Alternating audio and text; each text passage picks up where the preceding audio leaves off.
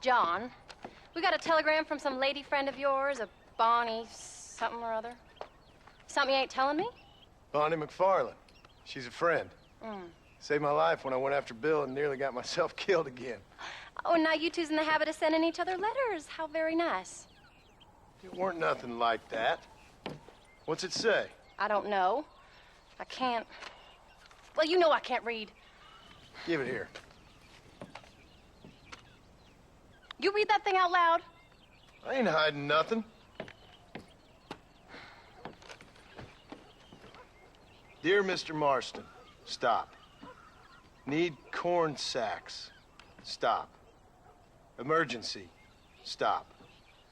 Weevils and moths ate entire county supply. Stop. Can you help? Not exactly the most romantic request now, is it? I guess not.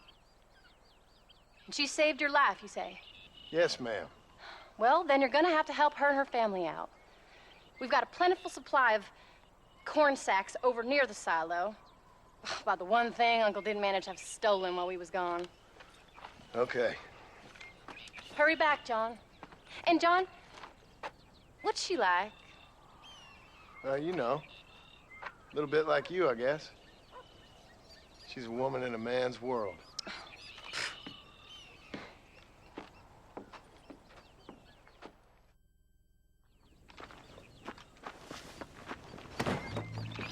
John, wait!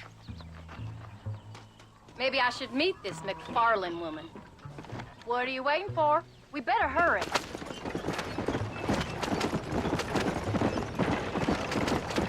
I don't think I can let you go off again without me. Fair enough. I'm glad of the company. You only had to ask. Ask? I was waiting for you to ask me. I thought you'd want to keep an eye on the boy. Oh, while you were off cavorting with cowgirls in the next county?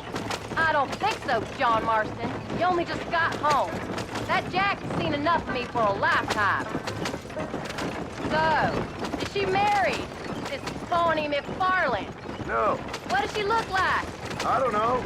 Pretty normal, I suppose. Normal? What? Normal like me? No, normal as in 2 eyes, mouth, nose, that kind of normal. Besides, ain't no woman fine as you. A little flattery.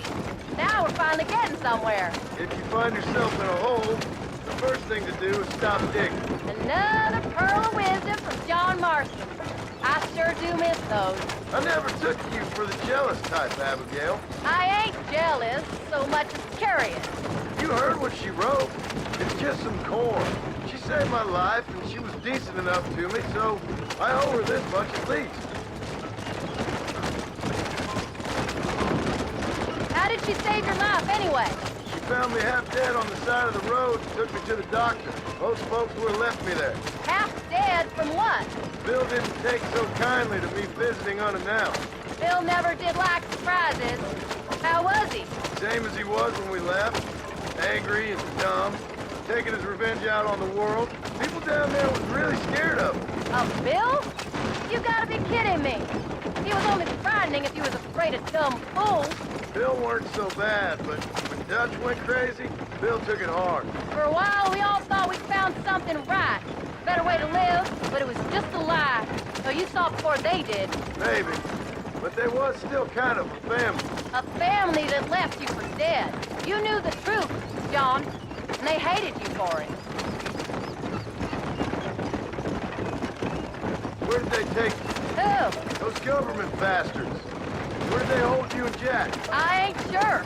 They kept their eyes covered there and back. Can't have been too far from here, though. They treat you right? It ain't the first time I've had a gun to my head, John. You're forgetting your marriage proposal. Very funny.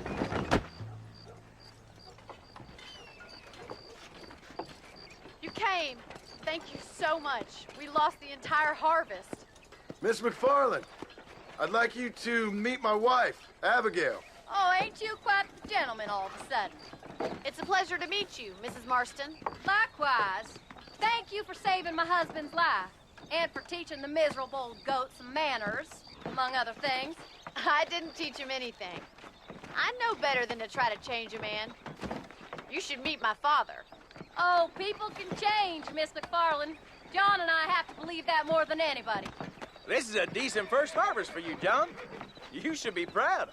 That's good land you got there. How are you feeling, Mrs. Marston? From what your husband told me, it must have been awful for you. I've been through worse, and I knew he'd be back before too long. He can't cook a meal to save his life.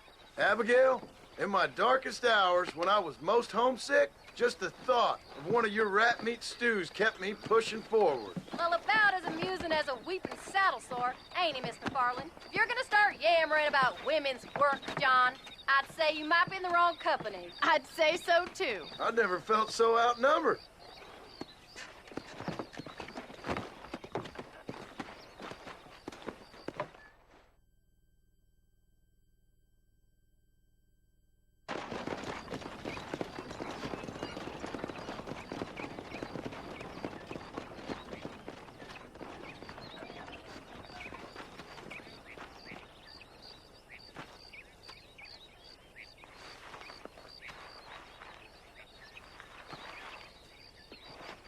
Ma'am?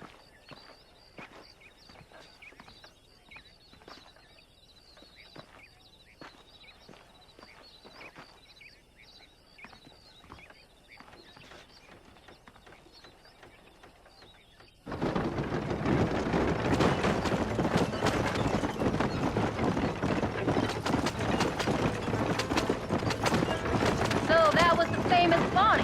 That was her, all right. She's pretty. She's normal, like I said. Well, you always wanted to be a rancher. I'd have thought she'd be just your thing. The perfect rancher's wife, if I ever saw one. I already got a rancher's wife. I'm only teasing. I like her, and I'm glad she saved your life.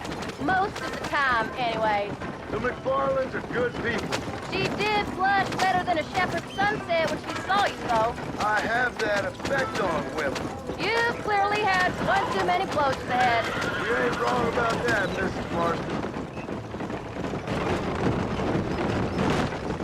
That's quite a ranch they got there. That'll be us someday. As soon as we get back on our feet. I don't know, John. How many times can we start again? An outlaw and a working girl. We ain't exactly farmers. We are now. Forget that life. It's over. Do you really believe that? We have to. It's the only way we'll ever have a future. The life we led, that doesn't go away. It's never over. You think those government men are just gonna leave us alone now? The old gang's dead. I did what they asked. And that's it? A life of crime forgiven? We're back together, ain't we? Until they decide you owe them something else. Have you forgotten where we live? Sometimes I think I was the stupid one for believing I could get out. Maybe Dutch, Bill, and Javier were just being honest with themselves. You ain't perfect, John, and I sure ain't. But you're better than they are, than they were. Maybe we can't change. But we gotta try, for Jack's sake. Even if we have to start again 100 times. Better than going back to what we were. How's Jack doing? Angry, upset. He's been through a lot. I hope he's gonna be all right. It's gonna take time. For a while, his world was safe, normal even. Then it got turned upside down again. He ain't saying much about it. I've tried to talk to him, but how do you explain any of it? What do you say when he asks about Uncle Bill and Uncle Dutch? They were family when he was a little boy. He hides away in those books of his. Wouldn't you? It ain't like the real world's done him many favors. He's just been kidnapped. He grew up with the gang. That's no life for a boy. We did our best to protect him. Come on, John. He saw things no boy should see.